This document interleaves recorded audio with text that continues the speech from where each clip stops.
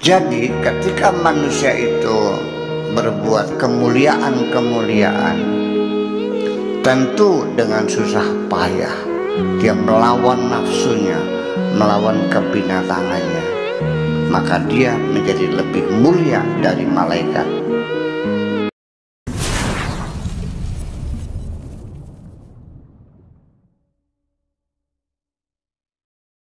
Silakan untuk Ustadz Dayeng Nur, beberapa yang mau disampaikan ke Buya di siang hari ini. Dari Johor, Malaysia. Oh, Johor, dari Johor, ya, ya. Pak Ustadz Zainul, ya. Ya. Saya mau sedikit penjelasan mengenai Buya pernah mengatakan kutiup rohmu, kutiup rohku kepada rohmu. Kutiup rohku kepada rohmu lah. Minta sikit penjelasan. Maknanya kita manusia ni adalah hamba. Maknanya kita tak ada kelebihan. Sebab Allah mengatakan kutiup rohku kepada rohmu. Minta Buya menjelaskan mengenai roh tu tadi. Terima kasih. Begitu saja. Ya, bagaimana pertanyaannya? Ini ada sebuah ayat, kutiupkan ruhku kepada ruhmu, kepada ruhmu. Nah, ini minta penjelasan, ini maksudnya bagaimana, dan kemudian inti dari ruh itu sendiri apa, Buya? Itu penjelasannya. Jadi begini, kita kembali kepada informasi dari Al-Quran itu sendiri. Dikatakan Bismillahirrahmanirrahim, wa idza sawaituhu wa nafakhtu fihi min ruhi faqa'u lahu sajidin, yang artinya wa idza sawaituhu, dan ketika aku sudah sempurnakan bentukmu sebagai manusia. Artinya sempurna bentuk manusia itu Allah yang menggambar, al-musawwiru yusawwiru fil arham, di dalam rahim kita digambar oleh Tuhan, bentuk tangan giginya 5, mata, telinga, rambut, mulut, kaki, tangan, kelamin, itu semuanya sudah sempurna. Nah, itu pada usia janin, dalam usia 4 bulan, baru wa nafakhtu fihi mir ruhi, baru kutiupkan dari rohku. Yang jadi pertanyaan, ketika janin itu, embrio di dalam dalam perut ibu itu bertumbuh enggak? Sebulan, 2 bulan, 3 bulan bertumbuh enggak? Bertumbuh. Hidup enggak? Hidup. Tapi bukan roh, bukan roh basyariyah, bukan roh ketuhanan. Ruhnya roh hayawaniyah. Binatang juga hidup, bisa makan, bisa kencing, bisa kawin. Tapi ada roh Allah nggak ada, dia hanya kehidupan saja. Ya, itu bedanya. Jadi sehingga akhirnya bahwa manusia itu, kehidupan manusia bukan seperti binatang. Kehidupan binatang hanya makan, minum, tetapi ada ruh, ada kehidupan yang disebut ruhul basyariyah, ruh hayawan, ruh insaniyah. Di situ ada rasa, ada logika, ada hati dan sebagainya, pandai berpikir dan seterusnya, berpengetahuan. Artinya begini, sekalipun memang manusia itu kalau dari fisiknya lebih lemah daripada binatang.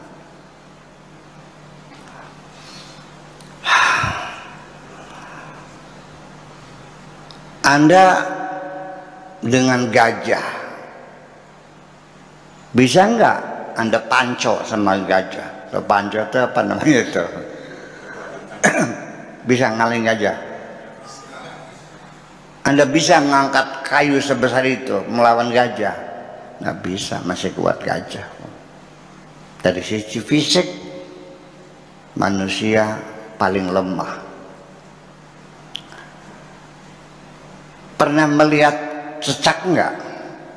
Jatuh dari piang, dari suhunan, prak, jatuh.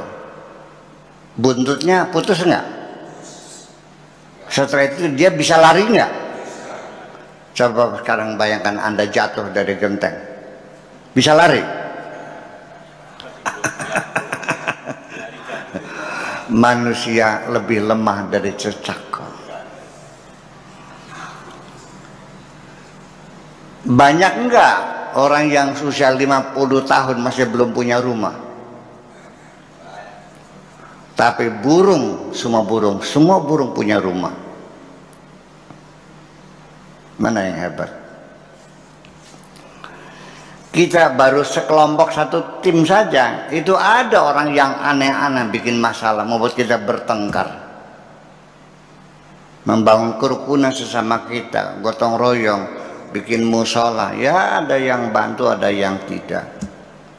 Ya, kita saling bermusuhan. Kalau kita lagi benci orang, tidak bertegur sapa, betul nggak? Sering buang muka. Bayangkan kehidupan sosial semut dari ujung sana sampai ujung sana, ketika bertemu bersalaman semua, betul nggak?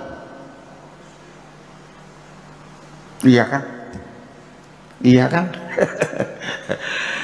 Akan tetapi sekalipun semua burung itu bisa bikin rumah, tapi dari zaman dulu sampai sekarang ya rumahnya tidak pernah berubah. Betul nggak? Burung manyar ya rumahnya begitu. Tapi kita manusia setiap era, setiap orde, rumah kita berganti-ganti. Sampai sekarang lagi terkenal rumah apa? Rumah minimalis ya. Iya. Bentuk jendela namanya lako. Ada yang dibuka dari bawah, ada yang dari atas, ada dari samping, ada yang lako, macam-macam lah. Ada yang pakai elektronik, itu tirainya buka sendiri. Ya, manusia terus berkembang. Karena di situ ada potensi ruh.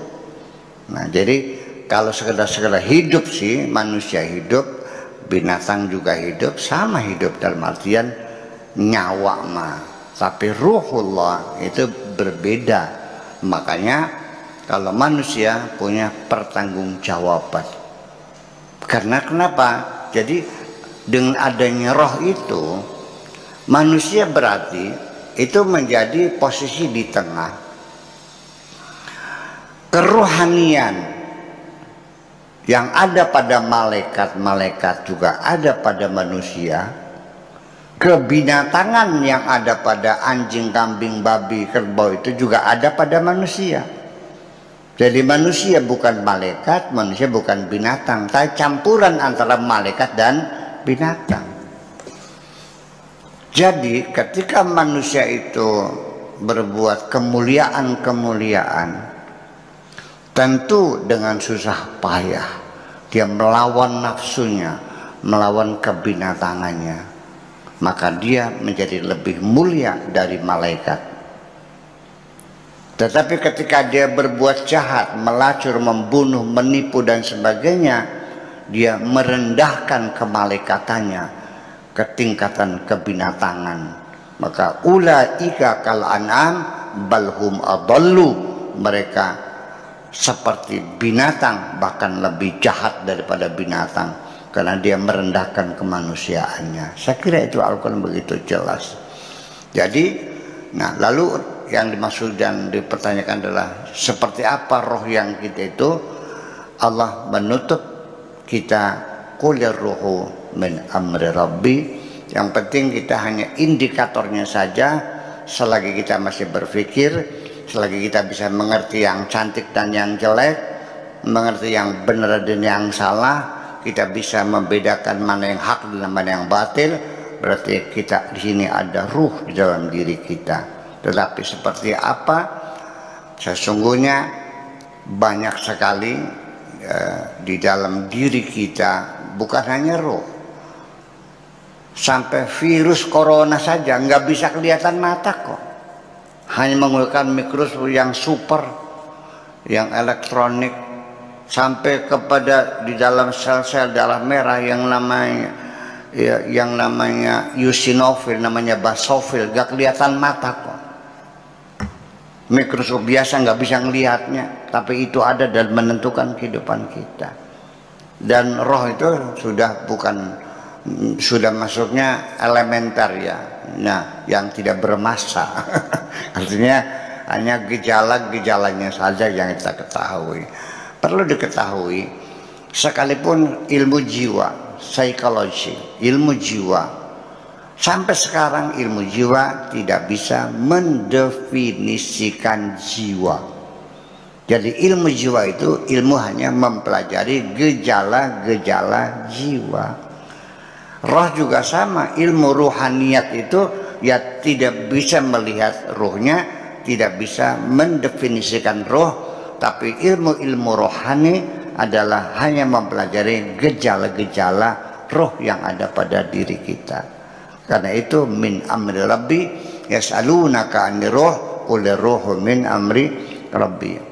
Buktinya ketika roh kita hilang, ya, kemana kita hilang, tapi roh binatangnya ada.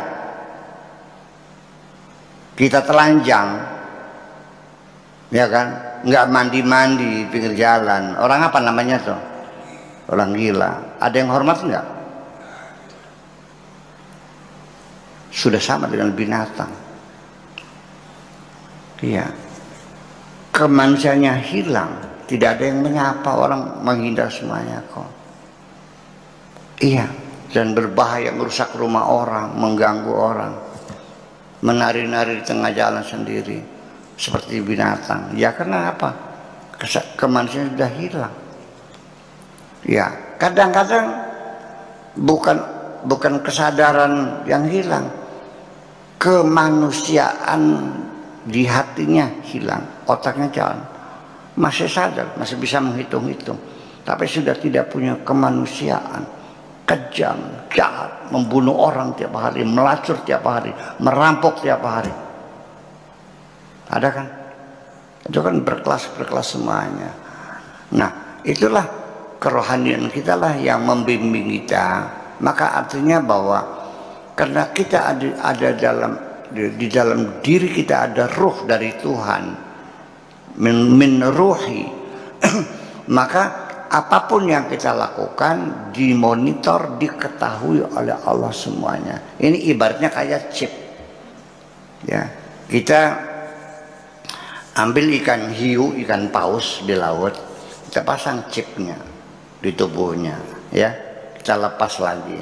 Itu bisa kita pantau dia sekarang ada di mana, ya, keadaannya dia itu sakit atau sehat, ya, geraknya kemana. Saya kira tidak persis seperti itu, tapi kurang lebih untuk memahami kenapa Allah alimun bidatis sudur, innallaha ya'lamu ma tusirruna wa ma kuntum tu'linun, yang kau nyatakan, yang kau sembunyikan, Allah semuanya tahu. Karena di situ adalah roh Tuhan juga. Jadi kita ini sebetulnya adalah ibaratnya bagi orang sufi seperti satu pohon. Kita ini merupakan ranting dari satu pohon. Ranting itu patah lalu dia terbawa angin kemana-mana, ya, berterbangan. Itulah kita posisinya sebagai satu ranting yang dipatahkan dari pohonnya. Tapi nanti suatu ketika kita akan kembali ke pohon tadi itu. Kalau sudah kembali, makanya kita ini kalau mati disebutnya kita kembali. Kepada kembalinya ke pohon asli. Makanya kalau orang itu mati, innalillahi wa inna ilaihi raji'un. Maka sebegitulah kira-kira.